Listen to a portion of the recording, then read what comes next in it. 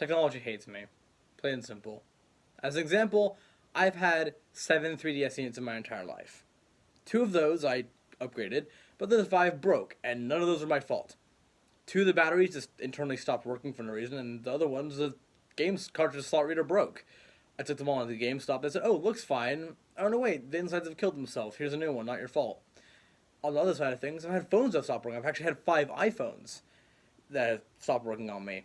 Now, one of those was my fault. In fact, actually, no. Only the screen and the camera broke. The phone still functioned fine. Anyway, point being, I do not have long-lasting success with maintaining my devices, even though I do take pretty good care of them. And it can be said that headphones are probably the weakest area of that list.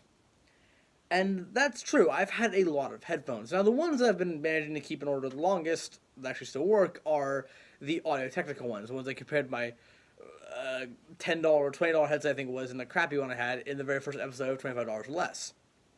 Now, in that vein, kind of bringing it back to headphones, I have to go to Texas 2 days. And my Samsung Level 2 Pro earbuds, Bluetooth wireless obviously, recently broke. They still function, but they're clinging on barely here. They're barely hanging in there. So I decided go on Amazon, see what I can find for not a lot of money. And so I went back to a brand I've trusted previous times. That is iJoy. Now, if you put iJoy as a brand in on the internet, you will find a company that makes vapes, plain and simple. But if you go to Amazon, put an iJoy logo, you'll find these things for $16, or maybe $16.96, something like that. It's under $25, my point. And anyway, let's get reviewing, shall we? Okay, this is it. The iJoy logo, wired and wireless headphone set.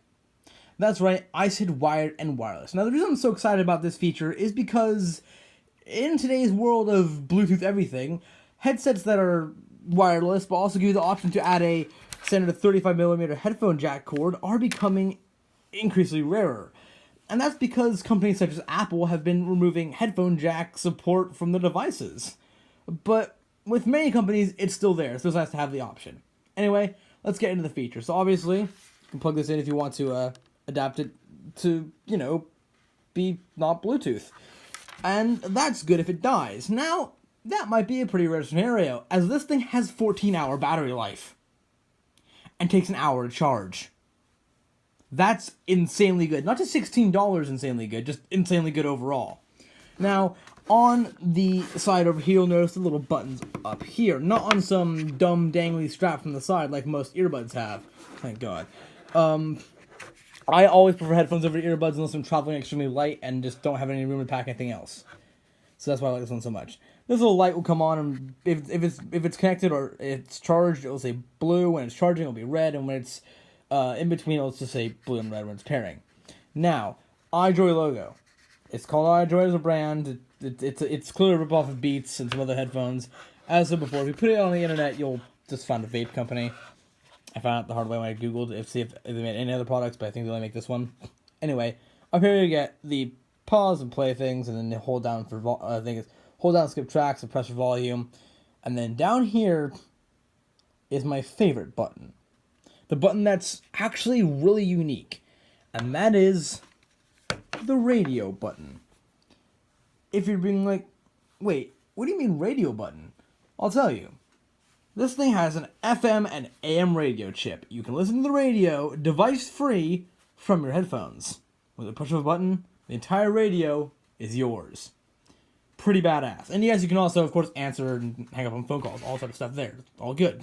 Another good thing on the side, this is actually pretty common, I'd say, on most expensive headsets, but definitely not on any cheap ones, is of course, the charging slot, but also a micro SD card slot. So, if you want to just put some music on a micro SD card and put it in your headset, so you can go phone and iPad free, maybe if you're going on a nice little nature walk, but kind of get bored, and you don't have your phone on you, then put some music. Anyway, let's go into the whole Bluetooth compatibility setup. I've got my iPad here because I'm filming my phone, so let's first turn it on. I can't obviously show the sound through here because I don't have a way to do that, but here we go. Switch goes down. me wait. I had it off, didn't I? Yep, I did. There we go. It goes to sleep mode if you don't use it for a while. Anyway, it's trying to pair. Now, let's connect it to iDroid Logo on my iPad.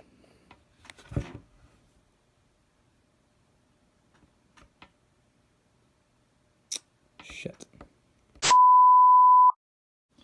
Okay, guys, I'm back. Now, this could be viewed as a headline statement, but right as I was about to pair them to my iPad, they died. Before you guys go screaming that, oh, it's not as good of a headset as you told us it was, these were nowhere near full charge when I started the video. I've actually been using these things for about 2.5 to 3 days without charging them, almost constantly. And they haven't died, or failed, or even flickered once. Also, these ones, the V2s, can hold a charge for just over 4 weeks without losing any power, at which point it's not losing 1% per day-ish, according to the manufacturer. Which is really good. Now, I said that the V2s. That's true. They are the iDroid Logo version 2s. And if you guys have been paying attention to some of my older footage, in fact, I think most of my real-life videos I did up until, well, I think probably about the New York vlog, actually, I had a blue version of these. Now, this is called the Stealth one, the black one. I think the blue one was actually just called Aqua or something like that. Anyway, I don't really know. But anyway, the V1s, the one thing they really lacked, apart from a slightly lesser charge than this one has slightly better charge than the V1s did, obviously. But the one thing the V1s really did lack was durability. I had 3 sets of V1s from about July 2017 to July 2018. And they all broke in the same place on this specific hinge. Now, the first time, they were stepped on the hinge. And honestly, for a $16 headset, what do you expect? They're going to break. In fact, even for like a $30 headset, what do you expect they're going to break? The second time, they got smashed in some bricks when they fell out of my backpack. Down some stairs. About 15 feet on a brick. And landed again on this hinge. So, of course, they broke. The third time, and up until recently, I hope they don't break again, because these V2s, and actually the V2 model actually does boast some definitely upgraded durability tests from the original model. Anyway, the final blue V1 model I had got broken on the Empire State Building by some guy who accidentally elbowed me into a wall and my headphone snapped. Again, on this hinge. So yes, the website, by that I mean Amazon, the description actually does boast better durability for the V2s, and I hope that's true. I take care of my headphones, at least I think I do, but they always end up breaking. And normally, that's because I have wired headphones, and that's an internal cord fray with wires, which is not my fault. But these last ones, the 3 sets of V1s I have, all broken on this hinge, which means this hinge is pretty delicate. They said they've actually fixed the issue for the V2s. Also, each time with V1, they sent me a free replacement because they're cool people. Anyway, I will be back when these are charged enough to actually pair them to my iPad. See you then. Bye. Okay, guys, we are back. And before I even do the pairing thing, well, it's actually already paired, but I want to explain one quick thing. The reason I'm calling it a headset is because, well, it's got a microphone in it too. Yeah, a very good one actually. And I've actually been using it for stuff like Xbox Live recently. It's, you know, I've been doing a lot of Halo Online and stuff like that. It's been a lot of fun. And the microphone is actually very, very good. Anyway, for ease of access, I've just paired it to my phone because, you know, it's quicker or whatever.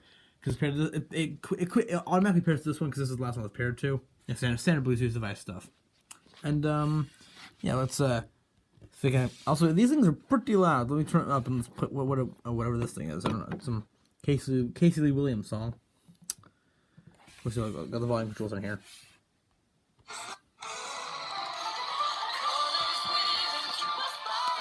Yeah, it's loud. However, if you're putting it over like your ears, whatever, the noise damping is actually really, really good, surprisingly. Better than, almost actually better than the Audio Technica. Not quite, but pretty close. For $16, it's pretty impressive. Before I get copyright, I have to turn it off.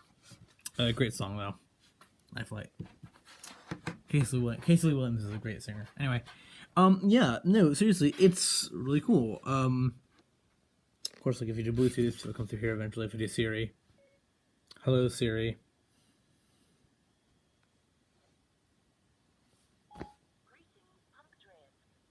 See? And since it's Bluetooth, of course, it does actually take a while to connect between Siri and the thing. I'm pretty sure actually, not just these ones, but like all Bluetooth headphones I've ever had have had the same kind of, not really problem, just have a little bit of delay. But you know what? It's not bad. These are some seriously good headphones, and for $16, I cannot think of anything better, or at least any better headphones or headset. Actually, to that point, to spend my money on. They're a great pair of headphones or headset, and honestly, they're also very, very comfortable. And even especially when folded up, they do look very, very cool. Anyway, thank you guys for watching this episode, $25 or less. Hope you guys enjoyed it. Leave ideas for what to review in the future. Actually, I've been getting some ideas for game reviews for my game review part of this channel. Those are like shitty free-to-play games, but you know what? Maybe I'll take a look at them. I don't know. Anyway, thank you guys for watching. See you guys next time.